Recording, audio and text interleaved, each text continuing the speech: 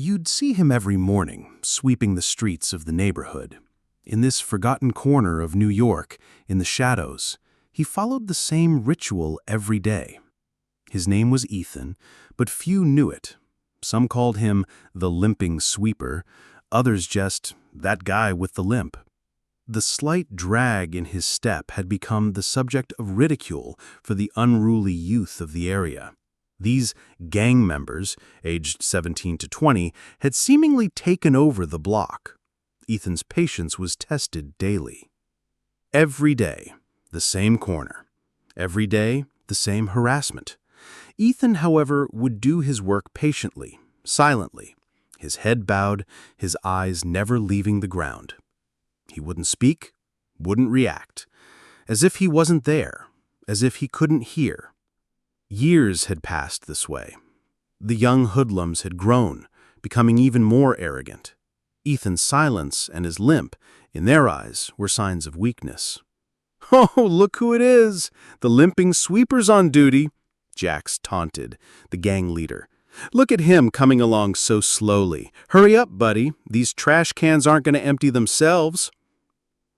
One of the gang members picked up an empty liquor bottle from the ground and hurled it right in front of Ethan, shattering it on the sidewalk.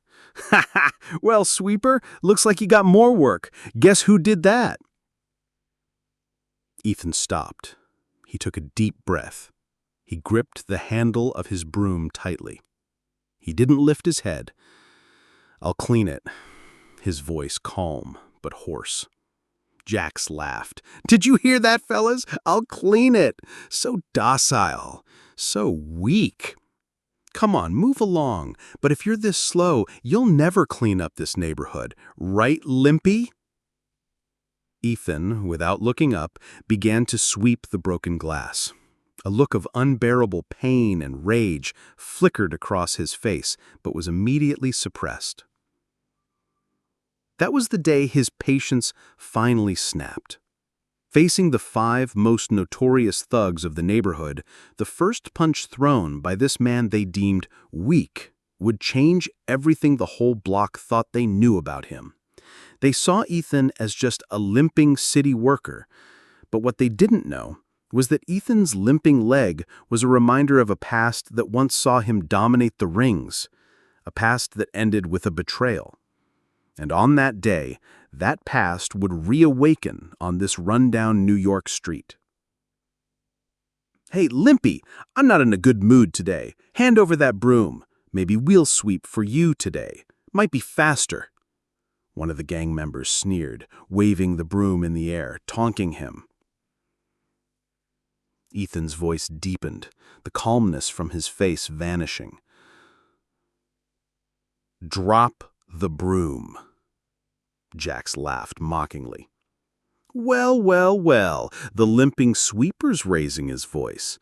What are you going to do, beat us up with that leg of yours?" Ethan, without losing his composure, but with every word a threat, said, "I've reached my limit. Back off." Jax burst out laughing. "Did you hear that, guys? He's threatening us. Come on, Limpy, show us what you got." Jax, with a sudden move, aimed a slow kick towards Ethan's face, just to intimidate him.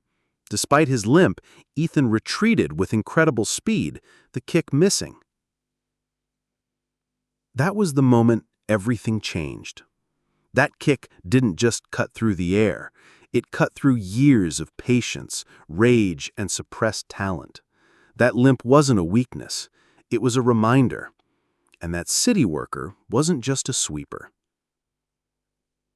And that first punch wasn't from a city worker, but from a kickboxer who had once stormed the rings. What's happening?" Jax yelled. Ethan's body seemed to begin a dance of accumulated years. The slight limp in his left leg didn't slow his movements. On the contrary, it created a rhythm that surprised his opponents. Every punch was accurate, every kick devastating. The young gang members were stunned. This wasn't the limping man they expected. This was a monster. "No way. This guy," one of them groaned. It took less than 2 minutes. 3 of the 5 gang members were sprawled on the grimy sidewalks of New York, groaning. The remaining 2 had never experienced such a terrifying moment in their lives. With sheer horror in their eyes, they turned and ran, without looking back. Ethan's calm, yet menacing gaze followed them.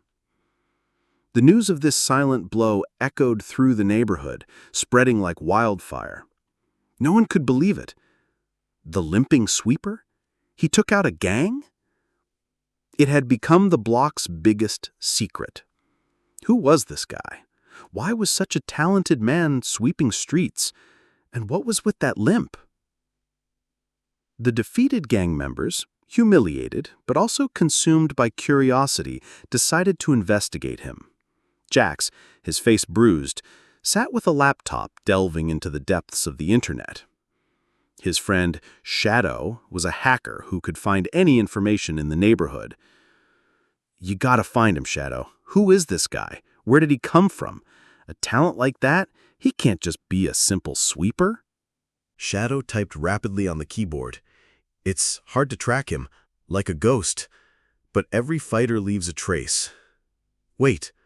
Suddenly, an old kickboxing tournament poster appeared on the screen. It showed a young, strong Ethan. Next to him it read, "Champion, Ethan the Hurricane Demir." Shadow's eyes widened in disbelief. No way! What is it? Speak up, Jax demanded. Shadow's voice trembled. "This guy, he's Ethan the Hurricane Demir. He was once the most talented kickboxer in the country, the ring's nightmare."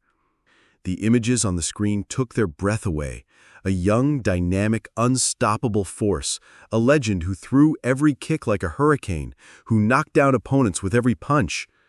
But then, another video. A final match. Ethan was dominating his opponent, but in the last moments of the match, an illegal, unsportsmanlike kick from his opponent. It landed on Ethan's left leg. He collapsed to the ground, his face contorted in agony. This injury. He quit professional sports after that match. That limp? That's why. His opponent cheated. It ended his career. Shadow let his cigarette fall to the ground. His face showed regret, admiration, and a deep respect. The other gang members had gathered around, staring at the screen in astonishment. What did we do to him? He wasn't mocking us. He was teaching us a lesson." Their research continued. Ethan Demir, after that unfortunate match, had distanced himself from the entire sports world, disappearing from public view. But the most surprising detail they found was in the corner of a single photograph, a shot from a post-sport rehabilitation center. Ethan, his leg in a cast, but his face resolute. And on the wall, a training schedule.